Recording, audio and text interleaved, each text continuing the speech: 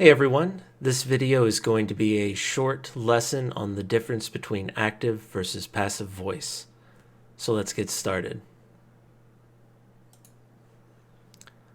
Okay, so we're looking at active versus passive voice. It's really pretty intuitive distinction between the two. The terms mean more or less what they sound like they mean. So when you're talking about active voice, that's what we use to describe sentences where the subject of your sentence performs the action. So that is the classic sentence structure: subject, verb, object.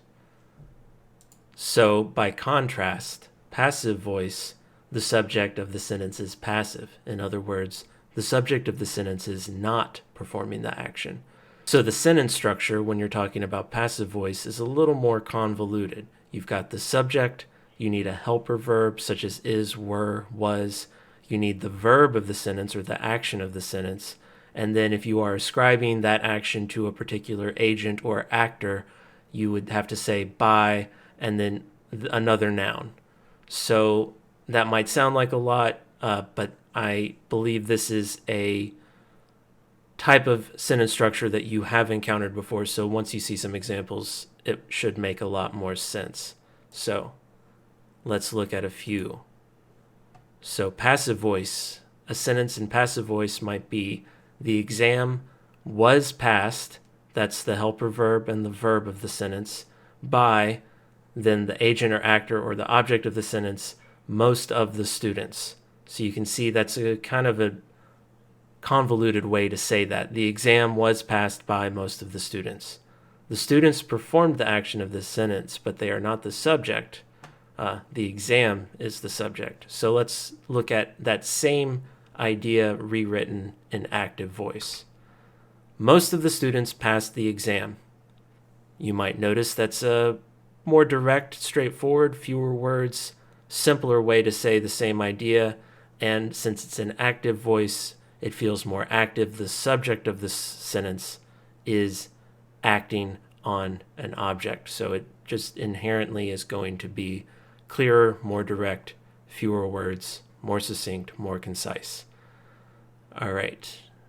Some other things to keep in mind about the distinction between active voice versus passive voice. Sometimes when you're writing in passive voice, you might leave out the agent or the actor doing the action. So look at this example. Your bicycle has been damaged. Your bicycle has been damaged. There's no agent there. The one performing the action in this sentence has been left out. So that's important information that's missing. This can be a big problem when you're going to write an essay and you have left out potentially important information. So if I'm reading an essay and someone has written a sentence in passive voice and the entity, the person or object or institution performing the action of that sentence is not included in that sentence and it's just written in passive voice, that tells me maybe that writer has an unclear idea of what they're trying to say. So one of the potential pitfalls of passive voice is that it can disguise unclear thinking. So you better watch out for that if you're writing your own papers there. Active voice, the same sentence, you would have to have a subject to do the action. So you would say, I damaged your bicycle.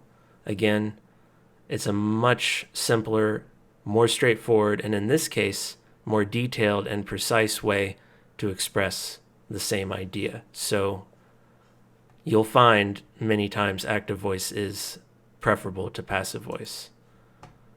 Okay, let's look at one more example just to drive home the idea. So passive voice sentence: a public comment period is being held by the commission. Again, you're kind of inverting the sentence. It feels awkward. You have to add those extra helper words to make the construction make sense. So let's look at the same idea in active voice. The commission is holding a public comment period. So much more straightforward, fewer words getting across the exact same information.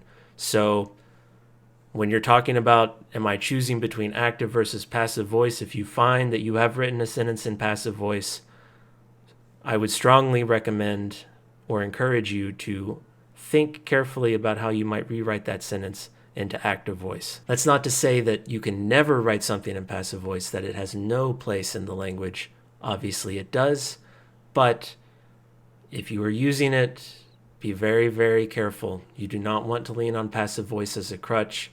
It tends to be less precise, it tends to be less concise, and it tends to be harder to read and has the potential to confuse you, confuse your readers, and that's never something you want. So I would tend toward active voice as much as possible. If you use passive voice, make sure you have a good reason for why. And that's the difference between active versus passive voice. Thanks for watching.